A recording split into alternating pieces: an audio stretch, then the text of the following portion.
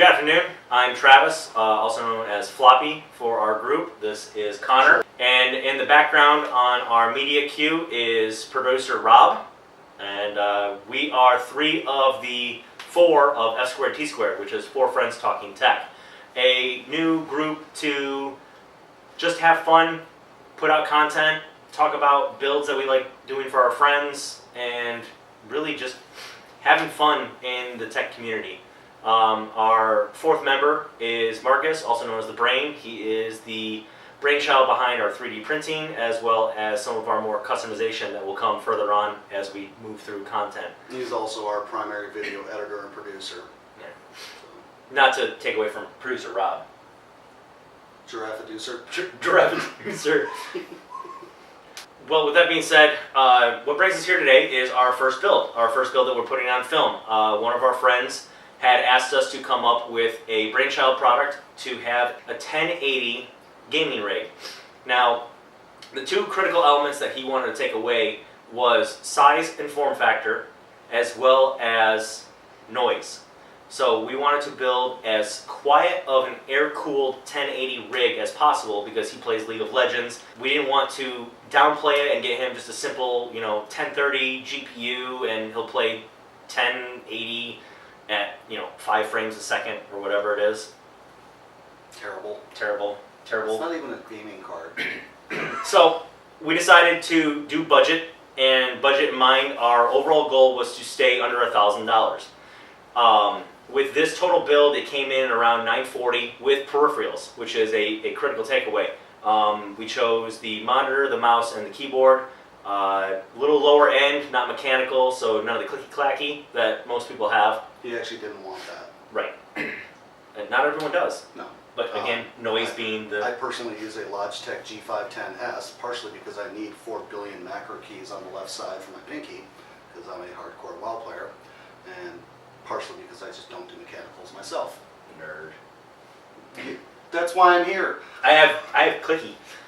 So, the basic breakdown, size and form factor, we went with the Thermaltake V1. We're doing air, so our board is the B450 Gaming ITX from ASRock, paired with the Ryzen 5 1600.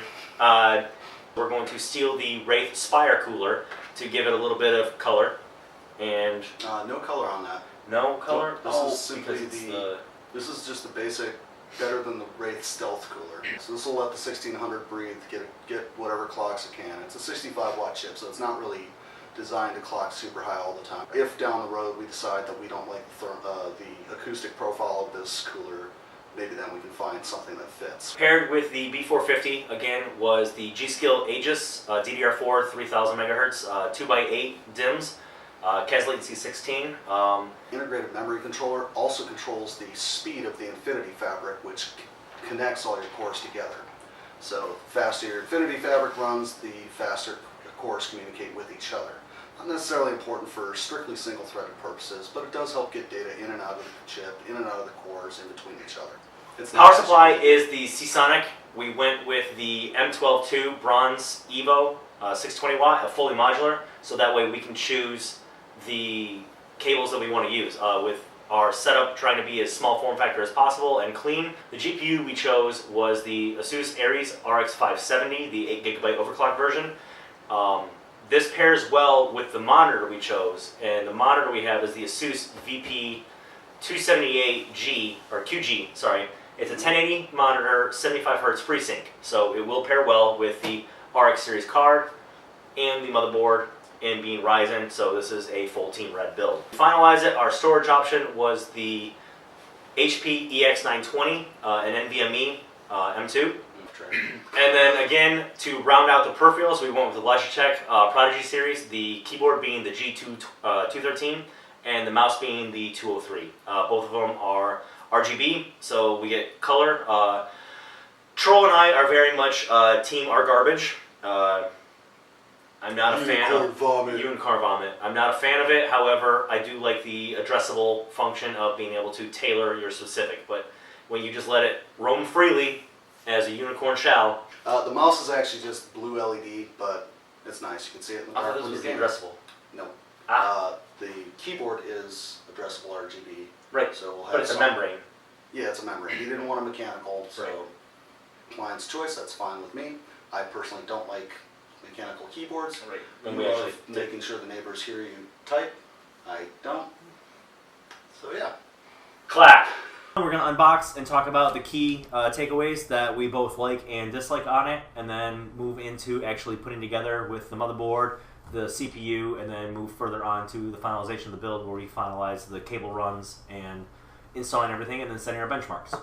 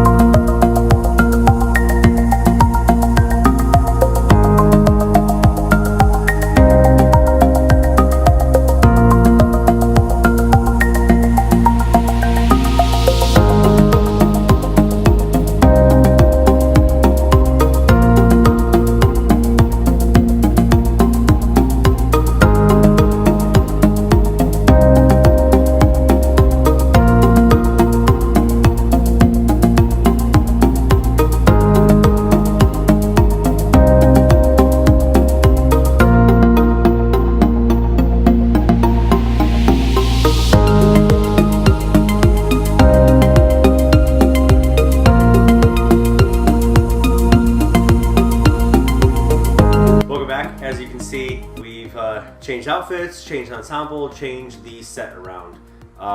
It's been 2 days now, and we finished the build and have run our initial benchmarks, as well as put on some of the programs for our client. Connor Troll will go into the details of what we've seen, but on par, it's a very capable system that is putting out an average of about 75 to 80 frames per second on most of the benchmarks, as well as very, very respectable temperatures. Without further ado. Not too noisy. I don't know how much you can hear that in the video, but I think we've achieved our goal of a small system, decently powerful enough for what our client intends to do, and still putting out good frame rates. So pretty happy with it. Came together well. Very happy with the wiring job inside, and as you can see, doing its job. Showing graphics, we'll show some benchmarks on it as well. I ran Time Spy, I ran Extreme Fire Strike, Unigen Heaven, Valley, and Superposition just for kicks. And I think the max temperature we saw was about 67 Celsius under Prime 95. Yes, yeah, I remember. Stock air cooling with the Wraith Spire cooler, doing its job pretty well. Pretty happy. And it was a well-to-do system. When we first got it up and running, it actually was extremely quiet that it worried us for a second, like something wasn't spinning, fans were going off, so we had to remove the panels, take it all back and forth, and then realize that the GPU wasn't spun up. So this 580 has a power save feature that I am very much a fan of. 570. So one of those coolers where it kills the fans if it's not running too hot. So I like that. Yeah. And it did help with the noise load. I think when we ran the cell phone decibel test, we were 46 dB. Roughly 1 meter away test was 43 decibels. 43. And right next to the exhaust vent or the intake vent next to the video card on the left side of the chassis, you're measuring 58. So if you put your ear right to it, sure, yeah, it'll be a little noisier. But if the client puts this on the floor or just kind of a little ways away, he won't even notice it. I'm really happy, and I kind of don't want to give it away. So we will go from there with that one, and I know our client is going to be extremely happy with what he and we as a team have put together here at F2T2. Mm-hmm. So on to our next project, which is finishing up the Fantech Enthoo Evolve case system that we have with a GTX 1070 in it. 1070, a gigabyte and 1070. Ryzen 1700X. Yep. So fun chip to play we're with. going to finish refurbishing that system. We had some photos of that on the page earlier. Yep. And we're going to craft a plexiglass sheet to replace the busted tempered glass panel. Right. And we're receiving a rear I/O shield very soon for it. I think Monday? Hopefully. Hopefully. Yeah. So that'll go in. We'll put the M2 drive in, Yep. get it all up and running, give it the same treatment. Run some Absolutely. benchmarks, show you what we got. Stay tuned for that. We'll definitely keep that involved. We have a couple more projects on the way. Really looking forward to anything else that our local community wants to toss to have us do, as well as kind of get us published and out there. We thank you for the time and the support. And if you have any questions, leave a comment below. Give us a like. See us over on YouTube and Facebook. Thank you. Thank you.